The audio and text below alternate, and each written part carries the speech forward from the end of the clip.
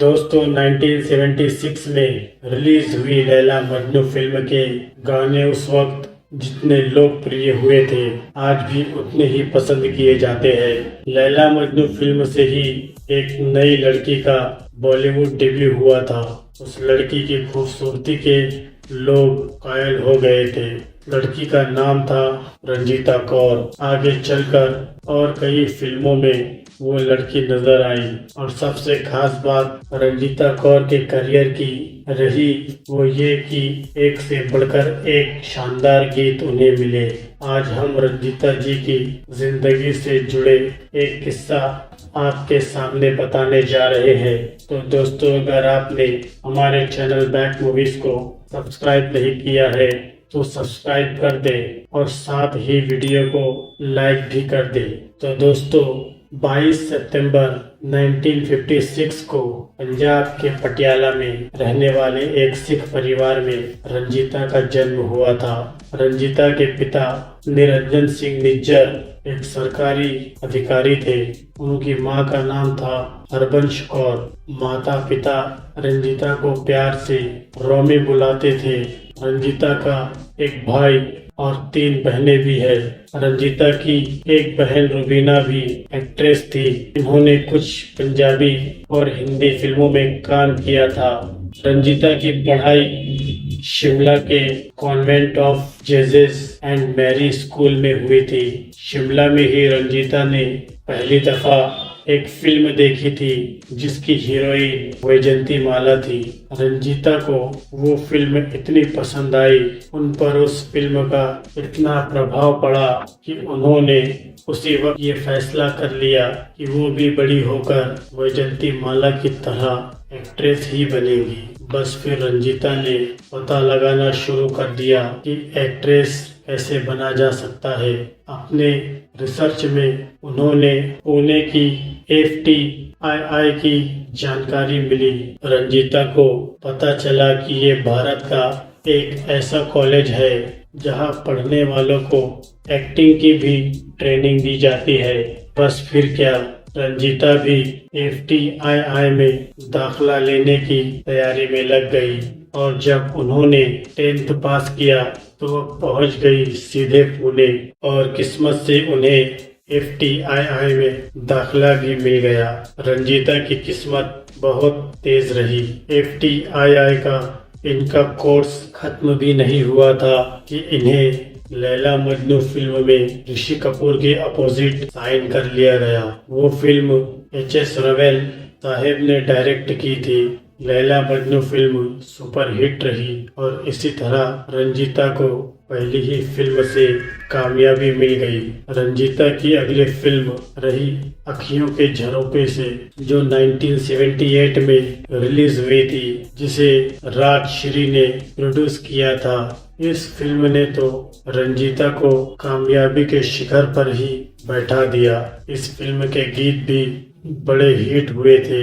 इसी साल रंजीता की एक और फिल्म आई जिसका नाम था पति पत्नी और वो। इस फिल्म में रंजीता को संजीव कुमार जी के साथ काम करने का मौका मिला और ये फिल्म भी चर्चाओं में रही।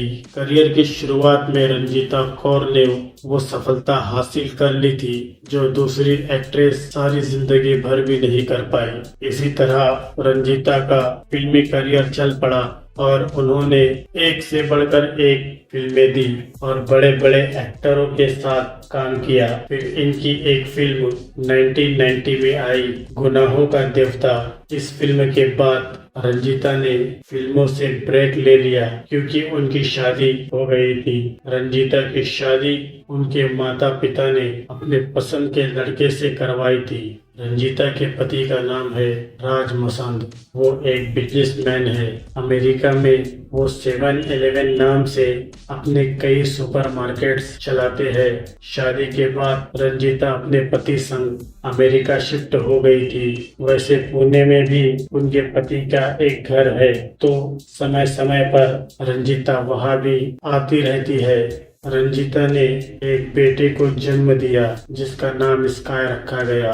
इसके बाद रंजीता फिर से एक्टिंग की तरफ लौटी। साल 2005 में आई अनजाने द अननोन से, लेकिन ये फिल्म चल न सकी। फिर जब राजश्री प्रोडक्शन ने अखियों के झरोखे से फिल्म का सीक्वल बनाया तो एक दफा फिर से रंजीता कैमरे के सामने लौटी। उस फिल्म का नाम था जाना पहचाना और उसमें रंजीता के अपोजिट फिर से सचिन पिलगांवकर ही नजर आए। हालांकि वो फिल्म अखियों के झरोखे से जैसी कामयाब न हो सकी। इसके बाद 2012 में रंजीता दिखाई दी फिल्म जिंदगी तेरे नाम में। इस फिल्म में रंजीता के अपोजिट मिथुन चक्रवर्ती थे और ये फिल्म रंजीता की आखिरी फिल्म साबित हुई। इसके बाद रंजीता किसी और फिल्म में अब तक नहीं दिखाई दी।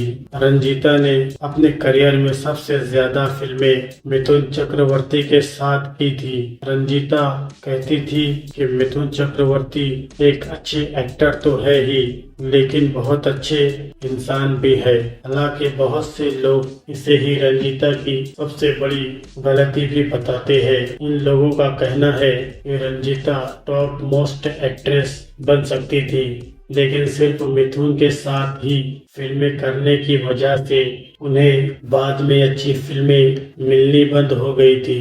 जबकि एक वक्त पर रंजीता ने अमिताभ बच्चन सहित इंडस्ट्री के लगभग हर बड़े एक्टर्स के साथ काम किया था। लोगों ने यहाँ तक भी कहा था कि मिथुन संग रंजीता का अफेयर चल रहा है, दोनों को साथ रहना अच्छा लगता है। जबकि रंजीता ने हमेशा मिथुन संग अफेयर की बातों को झूठ बताया है। साल 2019 में लोग उस वक्त बहुत शॉक रह गए जब खबर आई कि रंजीता ने अपने पति राज मसंद को जान से मारने की कोशिश की है। दरअसल रंजीता अपने पति और बेटे संग पूना में थी।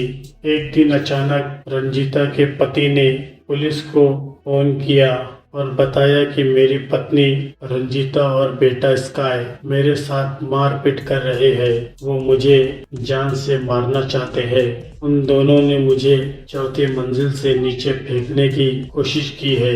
ये खबर जब अखबारों और न्यूज चैनलों में फ्लैश हुई तो हर कोई हैरान था। बाद में पता चला रंजीता के बेटे स्काई अपने पिता के बिजनेस को अपने हाथ में लेना चाहते थे। इसी वजह से पिता से इनका झगड़ा हो गया था, जिसमें रंजीता ने अपने बेटे का साथ दिया था। बाद में रंजीता ने भी मीडिया से बात की और उन्होंने बताया था कि जैसे हर घर में हर परिवार में छोटा मोटा झगड़ा होता रहता है, वैसे ही उनके परिवार में भी हो गया था, लेकिन अब सब ठीक है।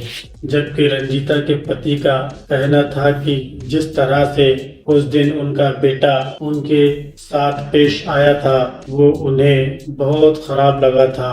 बेटे ने उन्हें जान से मारने की धमकी दी थी। उसी वक्त पता चला था कि रंजीता के पति वास्तव में 7-Eleven चैन के अलावा डायमंड बिजनेस में भी थे। अमेरिका के वर्जीनिया में इनका सारा बिजनेस फैला हुआ था और बेटा कोई एक बिजनेस अपने कंट्रोल में लेना चाहता था, जिसके कारण उनका झगड़ा हुआ था और रंजीता ने भी अपने बेटे का साथ दिया था। तो दोस्तों, ये थी रंजीता कौर की जिंदगी से जुड़ी कुछ खट्टी मीठी बातें। अगर आप दोस्तों को हमारी वीडियो पसंद आए तो हमारी वीडियो को लाइक कीजिए, शेयर कीजिए और हमारे चैनल बैक मूवीज को सब्सक्राइब जरूर कीजिए।